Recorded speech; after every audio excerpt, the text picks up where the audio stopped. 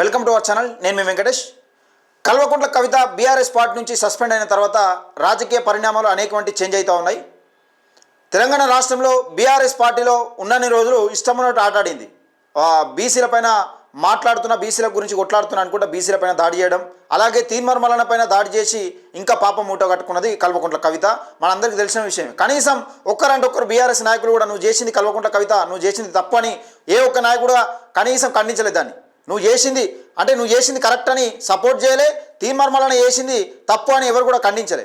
అలాంటి విషయంలో కల్వకుంట్ల కవిత చూస్తూ మళ్ళా ఎటు బయట దేశం పోయి వచ్చిన తర్వాత మళ్ళీ బీఆర్ఎస్ను టార్గెట్ చేసి మళ్ళా అది చేసి హరీష్ రావును ఇది చేస్తుండవు. హరీష్, నువ్వు అధికారంలో ఉన్న రోజులు నువ్వు మంచిగానే ఉన్నావు. నిన్ను ఎప్పుడైతే పక్కకు పెట్టిరని తెలిసిందో అప్పటి నుండి నువ్వు బీఆర్ఎస్ పార్టీ పైన వ్యతిరేకత మూట కట్టే ప్రయత్నం చేస్తున్నావు. అసలు బీఆర్ఎస్ పార్టీని తునాతునకలు చేసే ప్రయత్నం చేసినావు. కానీ నీ విలువ ఎక్కడున్నది? నువ్వు ఉద్యమ నాయకురాలు కాదు. నువ్వు కనీసం తండ్రి పేరు చెప్పుకొని, చెట్టు పేరు చెప్పుకొని కాయాలనుకున్న బాపతి మీరందరూ. తెలంగాణ రాష్ట్రంలో కేసీఆర్ లేకపోతే మీరు లేరు. వాస్తవానికి కేసీఆర్ పేరు చెప్పుకునే బతుకుతున్నారు. అలాంటిది కేసీఆర్ అడ్డం పెట్టుకుని మళ్ళీ రాజకీయం చేయాలనుకుంటే, మా బీసీ ఎస్సీ ఎస్టీ మైనార్టీలను బతుకులు ఆగం చేయాలనుకుంటే, చాలామంది నాకు ఫోన్ చేస్తూ ఉంటారు, జాగృతి కార్యకర్తలన్న నా బతుక ఇట్లా అయిపోయిందన్న, నా బతుక అట్లా అయిపోయిందని. అంతేందుకు ఒక సింపుల్గా నిన్న కూడా చూసినాం కదా, సంగ్రామ్ సింగ్ అన్న 15 సంవత్సరాలు పనిచేసింది నీ దగ్గర. అలాంటి కార్యకర్తలు ఎంతోమంది ఉన్నారు. నేను ఒకటే చెప్తాను, నిన్న వీడియోలో కూడా చెప్పిన. నిన్న వీడియో చేసిన తర్వాత చాలామంది నాకు ఫోన్ చేసి అన్న మీ ఆఫీస్కి వస్తాం అని చాలామంది ఫోన్ చేశారు.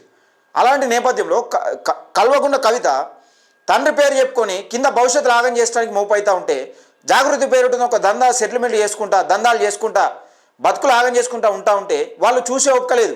నిన్న బీఆర్ఎస్ పార్టీ నుంచి ఎప్పుడైతే సస్పెండ్ చేసిరో కథం ఒక్కొక్కరుగా కవిత పైన తిరగబడతా ఉన్నారు. మా భవిష్యత్తులో ఏంది, మా కార్యాచరణ ఏంది, మమ్మల్ని ఆగం చేసినాం, మా జీవితాలు ఆగం అయిపోయినాయి, మేము బీఆర్ఎస్ పార్టీతోనే ఉంటామనే నేపథ్యంలో చూసుకుంటా ఉన్నారు. ఇలా సోమాజ్ కూడా ప్రెస్ క్లబ్లో కూడా ప్రెస్ మీట్ పెట్టారు. దానికి సంబంధించిన విజువల్స్ ఒకసారి చూసే ప్రయత్నం చేద్దాం. అలాగే సంగ్రామ్ సింగ్ అన్నతో కూడా మాట్లాడే ప్రయత్నం చేద్దాం. దీనిపైన ఎట్లా ఉంటుంది, ఏం కథ అనే స్పందన, మరి సంగ్రామ్ సింగ్ స్పందన ఎట్లా ఉండబోతుంది అనేది మనం తెలుసుకునే ప్రయత్నం చేద్దాం. మిత్రులారా, దయచేసి అహంకారం ఎవరైనా కానీ, కేసీఆర్ కూతురే కానీ లేకపోతే ఇంకెవరైనా కానీ, మా తండ్రి పెద్ద గొప్పోడు అని, లేకపోతే నువ్వు పెద్ద గొప్పోడు కూతురు గొప్పోలు అవుతారని ఎక్కడ లేదు.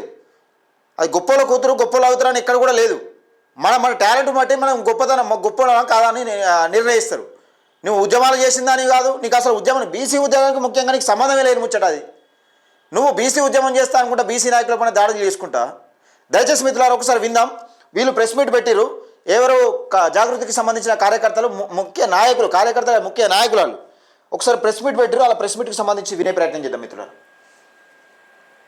వీళ్ళే ఇగో బీఆర్ఎస్ పార్టీ పైన వీళ్ళు ఎవరెవరు ఉన్నారంటే ఒకసారి విందాం. కల్చర్ విభాగం మాజీ గ్రేటర్ హైదరాబాద్ రాష్ట్ర నాయకులు సమయం తీసుకుని వచ్చినందుకు మీకు ప్రత్యేకంగా కృతజ్ఞత తెలియజేస్తూ, ముఖ్యంగా ఈ ప్రెస్ మీట్ పాల్గొంటున్న వారు తెలంగాణ జాగృతి ఫౌండర్, అదేవిధంగా రాష్ట్ర ఉపాధ్యక్షులు మరియు రాష్ట్ర కార్పొరేషన్ మాజీ చైర్మన్ మేడే రాజీవ్ సాగర్ గారు ఉన్నారు.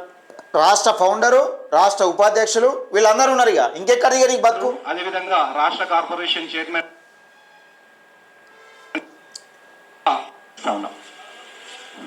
మీకు అందరికీ తెలుసు, గత 2-3 రోజుల నుంచి రాష్ట్రంలో జరుగుతున్న పరిణామాలు. తెలంగాణ జాగృతి అధ్యక్షురాలు కవిత గారు బీఆర్ఎస్ పార్టీ పైన చేస్తున్నటువంటి విధానాలు కానీ, చేస్తున్నటువంటి మాటలు కానీ, చేస్తున్నటువంటి ప్రకటనలు కానీ అవన్నీ దృష్టిలో పెట్టుకొని కేసీఆర్ గారు ఏదైతే చెప్పిండో ముందు నుంచే 2009లో తన ప్రాణాన్ని త్యాగం చేసిన తెలంగాణ కోసం, ఈరోజు పార్టీ కోసం తన బిడ్డను కూడా త్యాగం చేసి, పార్టీకి వ్యతిరేకంగా ఎప్పుడు ఎవరు తన కొడుకులు చేసినా, తన బిడ్డను చేసినా ఖచ్చితంగా పార్టీకి వ్యతిరేక విధానాలు చేస్తే ఖండించి క్షమించేది లేదని ఏదైతే ఇంతకుముందు చెప్పినట్టే 2 రోజుల క్రితం కవిత గారిని సస్పెండ్ చేయడం జరుగుతుంది. పోటీ చేయడం జరిగింది.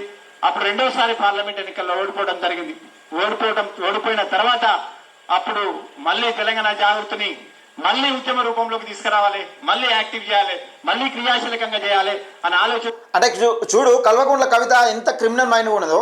తను పదవిలో ఉన్న రోజులు జాగృతిని కాదు ఎవరిని పట్టించుకోలే. తనకు పదవి లేనప్పుడు మాత్రం జాగృతిని యాక్టివ్ చేయాలి, జాగృతిని అది చేయాలి, ఇది చేయాలనే నేపథ్యంలో ఇట్లా యాక్టివ్ చేసింది అన్నట్టు. అంటే కార్యకర్తలు అంటే నీ బానిసలు అనుకుంటున్నావు కల్వకుంట్ల కవిత ఏమన్నా నువ్వు నీకు ఇష్టం ఉన్నప్పుడు వాడుకొని టిష్యూ పేపర్లకు అటు వారేయడానికి వాళ్ళు చెప్తా ఉన్నారు కదా వాళ్ళ ఆడుతున్నారు వాళ్ళ గోస నేను చెప్తున్నాను కదా 18 సంవత్సరాలు వీళ్ళు 18 సంవత్సరాల నుంచి పనిచేసిరట 15 సంవత్సరాల నుంచి పనిచేసి 18 సంవత్సరాల నుంచి పనిచేసి వాళ్ళ ఆడుతున్నారు వాళ్ళ గోస తలిగి నీ రాజకీయ భవిష్యత్తు అంధకారం అవుతుందని ఎప్పుడూ చెప్పిన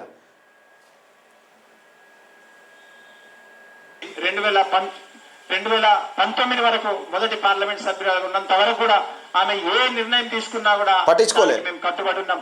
ఏ కార్యక్రమం ఇచ్చినా కూడా రాత్రింబగళ్ళు పనిచేసుకుంటూ తనను స్టేజ్ మీద కూర్చోబెట్టి మేము కింద పనిచేసినాం. తను ఏ కార్యక్రమం తీసుకున్నా ఖచ్చితంగా సక్సెస్ చేయాలనే ఆలోచనతోనే మేమందరం కూడా పనిచేసుకుంటూ ముందుకు పోతా ఉన్నాం. 2019 తర్వాత రెండవసారి పార్లమెంట్ గా పోటీ చేయడం జరిగింది. అప్పుడు రెండవసారి పార్లమెంట్ ఎన్నికల్లో ఓడిపోవడం జరిగింది. ఓడిపోయిన తర్వాత అప్పుడు మళ్ళీ తెలంగాణ జాగృతిని మళ్ళీ ఉద్యమ రూపంలోకి తీసుకురావాలి, మళ్ళీ యాక్టివ్ చేయాలి, మళ్ళీ క్రియాశీలకంగా చేయాలి అని ఆలోచన చెప్తే మీరు ఏది చెప్తే కూడా మేము దానికి శిరసానం వహించినాం. అదే విధంగా ముందుకు తీసుకోవడానికి మీరు ఏ కార్యక్రమం ఇచ్చినా మీరు కమిటీలు మళ్ళీ వేయాలి, కమిటీలు మళ్ళీ ముందుకు తీసుకుపోవాలి, మళ్ళీ ప్రజలకు పోవాలంటే దానికి కూడా మేము తల ఊపి మేము పనిచేసుకుంటా ముందుకు పోయినాం. ఆ 5 సంవత్సరాలు అయిపోయింది. మీరు ఎట్లా చెప్తే అట్లా పనిచేసుకుంటూ వచ్చినాం. గతం 10 సంవత్సరాల తర్వాత ప్రభుత్వం బీఆర్ఎస్ ప్రభుత్వం పోయిన తర్వాత 2 సంవత్సరాల నుంచి మీరు చూస్తా ఉన్నారు బీఆర్ఎస్ పార్టీ ప్రతిపక్షంలో ఉంది. ప్రతిపక్షంలో ఉన్న దగ్గర నుంచి ఎన్ని ఆటంకాలు వచ్చినా మేము కేసీఆర్ గారు చెప్పిన కార్యక్రమానికి మేమందరం కూడా నిలబడ్డాం. ఎంతో మంది పదవులు వచ్చిన వాళ్ళు ఎంతో మంది వచ్చినా కూడా వేరే పార్టీలకు పోయినా కూడా మేము నమ్మిన సిద్ధాంతం ప్రకారం మేము ఏదైతే నమ్మినామో దాని ప్రకారమే మేము పార్టీకి పనిచేసుకుంటా ముందుకు పోతా ఉన్నాం. ఇది మొత్తానికి కల్వకుంట్ల కవిత చాప్టర్ క్లోజ్ అయిపోయింది. వీళ్ళు బీఆర్ఎస్ పార్టీని కథం పట్టిస్తే ఉంటే చూసుకుంటూ ఊరుకుంటే లేదని జాగృతికి సంబంధించిన ఫౌండరు అలాగే రాష్ట్ర ఉపాధ్యక్షులు బయటకు వచ్చి కవిత పైన దుమ్మెత్తు పోస్తున్న వైనం మనం చూస్తా ఉన్నాం. దీనికి సంబంధించి మనతోని సంగ్రామ్ సింగ్ అన్నతో మాట్లాడే ప్రయత్నం చేద్దాం. ఎందుకంటే కార్యకర్తల ఉసురు వట్టినే పోదు. ఎవరిని కానీ కార్యకర్తల ఉసురు వట్టి ఎందుకు పోతుంది? నీకు వాళ్ళు క్లియర్గా చెప్తున్నారు ఏంది అంటే నీకు పదవి ఉన్న రోజులు కార్యకర్తలు గుర్తుకురారు, కానీ నీ పదవి పోయినాక కార్యకర్తలు గుర్తుకొస్తారు. వాళ్ళు క్లియర్గా అదే చెప్తున్నారు కదా. నువ్వు అధికారంలో ఉన్నప్పుడు నిన్ను అధికారంలో తీసుకురావడానికి కష్టపడ్డ కార్యకర్తల కోసం నువ్వు పనిచేయాలి, అలాగే ఎంతో కొంత సాయం చేసే ప్రయత్నం చేయాలి. హలో అన్న, నమస్తే. నమస్తే అన్న, ఈరోజు పెద్ద ఎత్తున కల్వకుంట్ల కవిత పైన రాష్ట్ర ఉపాధ్యక్షులు అలాగే జాగృతికి ఫౌండర్ ప్రెస్ మీట్ పెట్టడం జరిగింది. దీనిపైన మీ స్పందన ఎట్లా ఉండబోతుంది? అంటే మీరు చేస్తున్న పోరాటానికి ప్రతిఫలం వచ్చినట్టేనా? 100% అందరు కూడా అక్కడ నుంచి వీడాల్సిన సమయం ఎప్పుడో ఉంది, కానీ వీళ్ళు ఒక కొంచెం అవకాశం గురించి వీళ్ళు వెయిట్ చేస్తా ఉన్నారు. పిలుస్తారా, మళ్ళీ మాట్లాడతారా, ఇన్ని సంవత్సరాల నుంచి మనం కలిసి పనిచేసినాము, మరి ఎందుకు ఇట్లా చేస్తున్నారు అని ఒక ఆలోచన చేసి ఏమన్నా పిలుస్తారా అని అనుకున్న సమయంలో ఇంకా వ్యతిరేక నిర్ణయాలు తీసుకోవడంతో వీళ్ళు ఈ రోజు నిర్ణయం తీసుకున్నారు. ఎప్పటి నుంచో స్తబ్దతగా ఉన్నటువంటి నాయకులు ఉన్నారు అక్కడ. అందరూ మెయిన్ పిల్లర్సే వాళ్ళు, ఎవరు కూడా తక్కువేం కాదు. అంటే సేమ్ అన్న, మీరు చెప్పిందే వాళ్ళు చెప్తున్నారు. ఏదంటే తనకు అధికారంలో ఉన్న రోజులు కార్యకర్తలు కాదు ఎవరిని పట్టించుకోలేదు, జాగృతిని కూడా పట్టించుకోలేదు. కానీ అధికారం ఊసిపోయిన తర్వాత ప్రతిసారి జాగృతిని యాక్టివ్ చేసే ప్రయత్నం చేసిందని వాళ్ళు కూడా మాట్లాడుతున్నారు. దీనిపైన మీరు? ఇది వాస్తవము. అధికారంలో ఉన్నప్పుడు, అధికారంలో లేనప్పుడు కూడా ఆమెతో ఉన్న వాళ్ళే అందరు కూడా. ఏదో అధికారం ఉన్నప్పుడు ఆమెతో ఉండి అధికారం పోయిన తర్వాత వీడిపోయిన వాళ్ళు ఎవరు లేరు. అధికారం ఉన్నా లేకున్నా మేము మీతోనే ఉంటామని అట్లా చెప్పినప్పుడు మరి మీ అధికారం రావడానికి కృషి చేసిన కార్యకర్త గురించి మీరు కొంచెమన్నా పట్టించుకున్నారా? అంటే ఇప్పుడు నువ్వు వట్టిగా ఉన్నప్పుడు అధికారంలో తీసుకురావడానికి ప్రయత్నం చేసినాక అధికారంలోకి వచ్చిన తర్వాత ఈ కార్యకర్తల బతుకులు ఎంతో కొంత నేను వాళ్ళ గురించి ఆలోచించాలి కదన్నా. ఆలోచించాలి, కానీ ఆలోచించలేదు. ఆలోచిస్తారేమో అనుకున్నారు కానీ ఆలోచించలేదు. ఇప్పుడు బీఆర్ఎస్ పార్టీలో మొత్తం బీఆర్ఎస్ పార్టీలో పోయి అసలు రాజకీయ భవిష్యత్తు అంధకారం అవుతున్న నేపథ్యంలో ఇప్పుడు బీఆర్ఎస్ కండవ కప్పుకోకుండా జాగృతి తీసుకొచ్చి మళ్ళీ కొత్త వాళ్ళని తీసుకొచ్చి మళ్ళీ ఏదో పార్టీ పెడతా అని వాళ్ళకి ఆశ చూపించి మళ్ళీ 15 సంవత్సరాలు తిప్పుకొని వీళ్ళ భవిష్యత్తులో ఆగం చేయడానికి మొత్తం కొత్త పన్నాగం అనుతుంది అన్నట్టు. ఇప్పుడు ఎవరు కూడా చెప్తే నమ్మే పరిస్థితులు లేరు. పాత వాళ్ళందరికీ ఆమె గురించి తెలుసు, కొత్త వాళ్ళకి తెలియదు. మిడిమిడి జ్ఞానంతోనే ఏదో జరుగుతుంది అని చెప్పేసి పోతా ఉన్నారు. వీళ్ళు నేను ఎమ్మెల్యేలు అవుతాం ఎంపీ అవుతాం కావచ్చు అని వీళ్ళు అనుకుంటున్నారు. అట్లా అనుకొని పోతున్నారు. నేను అదే చెప్తా ఉన్నా, ఇంకా ముందు కూడా పోయే వాళ్ళకి గానీ అక్కడ ఉన్న వాళ్ళకి గానీ అక్కడ జరిగేది ఏముండదు. ఆమెను భుజాన ఎత్తుకొని నిలబెడితే మనల్ని భుజాల మీద తొక్కి ఆమె పైకి లేస్తుంది తప్ప మనల్ని పైకి పోయిన తర్వాత మనల్ని చేయితోని కనీసం పైకి గుంజే పరిస్థితి కూడా అక్కడ ఉండదు. ఇప్పుడు వాళ్ళు కూడా చెప్తున్నారు, నేను ఫస్ట్ నుంచి అదే చెప్తున్నా, 2 సంవత్సరాల నుంచి అదే చెప్తున్నా. మరి నా గురించి మీరు ఇంత కష్టపడుతున్నారు అని చెప్పేసి 1 నిమిషం టైం ఇచ్చి మరి మీరు ఎట్లా గడుస్తుంది, మీరు ఏం చేస్తున్నారు, ఎట్లా చేస్తున్నారు, మరి మీ అనుక్షణం నా గురించే పని చేస్తున్నారు కదా అని చెప్పి కనీసం పిలిచిన పాపాన పోలేదు అంటే మీరు అర్థం చేసుకోవాలి. అవును, అంతే కదా. అంటే ఈ దెబ్బతోని రాజకీయ భవిష్యత్తు అంధకారం అయినట్టేనా? కల్వకుంట్ల కవిత 100% అంధకారమైనట్టే. రాజకీయ జీవితం శూన్యం చేసే వరకు అంటే మీకు మీరు చెప్పిన లెక్క ప్రకారం మీకు ఒక టార్గెట్ మిగిలి ఉంది. అంటే కల్వకుంట్ల కవిత 2028లో ఎక్కడ పోటీ చేస్తే అక్కడ మీరు పోటీ చేస్తే అక్కడ నేను నాకు వీలైనంత మందిని గ్యాదర్ చేసుకొని నేను ఎప్పుడు చెప్పినా చెప్తా ఉన్నా, ఎప్పుడు గెలిపించడానికి మేము ఎంతైతే కష్టపడ్డామో మేము మా జీవితాలను, మా టైమును, మా డబ్బును, కొంతమంది డబ్బులు పెట్టి, కొంతమంది జీవితాలు పెట్టి, ఇప్పుడు పోయిన జీవితం టైం అయితే తీసుకురాలేరు కదా.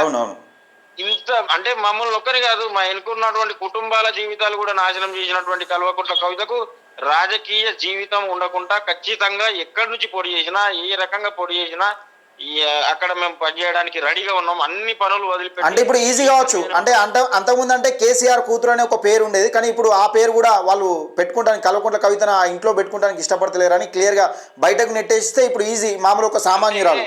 ఇక్కడ ఇప్పుడు అప్పుడు కల్వకుంట్ల కవిత, ఇప్పుడు దేవనపల్లి కవితను ఓడించడానికి పెద్ద టైం ఏం పట్టదని నేను అనుకుంటున్నా. అప్పుడు కల్వకుంట్ల కవితను గెలిపించడం, ఇప్పుడు దేవనపల్లి కవితను ఓడిస్తాం తప్పకుండా. ఇప్పుడు ఏమంటున్నా, ఒకటే చిన్న లాజిక్, ఇప్పుడు అధికారం గురించి కన్న తండ్రిని ఇంత పైకి తీసుకురావడానికి పనికొచ్చిన పార్టీని కూడా లెక్క చేయకుండా ఇష్టం వచ్చినట్టు, మళ్ళీ అందులో కుటుంబ సభ్యులను కూడా లెక్క చేయకుండా ఇష్టం వచ్చినట్టు బయటకు వచ్చి మాట్లాడితే మనం ఎంత, మన కార్యకర్తలం ఎంత? కార్యకర్తలు పెద్ద విషయం కాదు, కన్న తండ్రిని సొంత అన్ననే కాదన్నది ఇప్పుడు కార్యకర్తలను పట్టించుకుంటుంది. మరి అట్లాంటప్పుడు ఆమెతో పనిచేయాల్సిన అవసరం ఏముంది? ఇప్పుడు చేస్తున్న వారికి కూడా ఒకటే సూచన, ఒకసారి వాళ్ళు కూడా ఆలోచన చేసుకోవాలి. మరి 15-18 సంవత్సరాల నుంచి పనిచేసినటువంటి సీనియర్ నాయకులు ఎవరైతే ఉన్నారో వాళ్ళు అట్లా ఉంచితే కన్న తండ్రి గాని, వాళ్ళ అన్న గాని, లేకపోతే ఇప్పుడు ఎవరిని అన్నా గానీ, ఇప్పుడు సంతోష్ రావునన్నా, హరీష్ రావునన్నా కేసీఆర్ అన్నట్టే. అవును, మరి అట్లాంటప్పుడు వీళ్ళని అనడానికి, వీళ్ళని ఇప్పుడు వచ్చిన కొత్త వాళ్ళని వాళ్ళు లెక్కనా? మేమే లెక్కలేదు, వాళ్ళు లెక్కలేదు అంటే వీళ్ళే లెక్కనా? రైట్ అన్న, మీరు మీ కార్యాచరణ సిద్ధం చేసుకోండి. దేవనపల్లి కవితను ఓడగొట్టడం పెద్ద విషయం కాదు, తప్పకుండా ప్రతి ఒక్కరిని సమాయత్తం. వీలైతే దేవనపల్లి కవిత ఎక్కడైతే నామినేషన్ వేస్తుందో మీ జాగృతి తరఫున మీరే ఒక ప్రయత్నం చేసుకోండి, మీరే నామినేషన్ వేసే కార్యక్రమం. రేపు రాను రోజుల్లో కార్యాచరణ రూపాలు మారుస్తూ ఉంటది. ఖచ్చితంగా ఓడించడానికి మేము అందరిని గ్యాదర్ చేస్తున్నాం, మాకు ప్రణాళికతోనే పోతున్నాం. ఓకే, థ్యాంక్ యూ అన్న. Okay, right. ఇది సంగ్రామ్ సింగ్ అన్న చెప్తున్న మాట. దేవనపల్లి కల్వకుంట్ల కవిత ఉన్నప్పుడే నీకోసం పనిచేసారు, కానీ నువ్వు ఈరోజు కల్వకుంట్ల కవిత కాదు, సింపుల్ సామాన్యురాలివి, దేవనపల్లి కవితవు. నీకాడ 100 ఎకరాలు 100 కోట్లు ఉన్నా కానీ నేను తెలంగాణ ప్రజలు చిత్తుగా ఓడగొట్టే ప్రయత్నం చేస్తారు. నీకు కల్వకుంట్ల కవితగా ఉన్నప్పుడే, కేసీఆర్ నీ పక్కన ఉన్నప్పుడే సీఎం కూతురుగా నిన్ను ఓడగొట్టి చిత్తు ఓడగొట్టారు. ఎంపీగా నిజామాబాద్ ఎంపీగా పోటీ చేస్తే చిత్తి కూడా కొడితే ఎమ్మెల్సీ పదవి ఇచ్చారు. అలాంటిది నువ్వు ఒక సామాన్యురాలివి, నువ్వు ఏం చేస్తావు? కనీసం ఒక సర్పంచ్కో, ఎంపీటీసీకో, లేకపోతే జెడ్పీటీసీకో గెలవగలుగుతావా? ఒక ఎమ్మెల్యే గెలవగలుగుతావా? నీకు ఆ సత్తా ఉన్నదా? నీతో అవుతుందా? ఓ నియోజకవర్గం చూసుకొని పోటీ చేయగలుగుతావా? నీతో కాని పని. దేవనపల్లి కవిత గారు మీకు రాజకీయ సన్యాసం తీసుకుంటానికి సమయం ఆసన్నమైంది. దయచేసి మిత్రులారా వీడియోని ఎక్కువ మందికి షేర్ చేసే ప్రయత్నం చేయండి. కల్వకుంట్ల కవిత ఇప్పుడు దేవనపల్లి కవితగా మారింది. దేవనపల్లి కవితను ఓడగొట్టేందుకు జాగృతి మాజీ కార్యకర్తలు కంకణం కట్టుకొని కూర్చున్నారు. వాళ్ళు యుద్ధానికి సిద్ధమవుతున్నారు.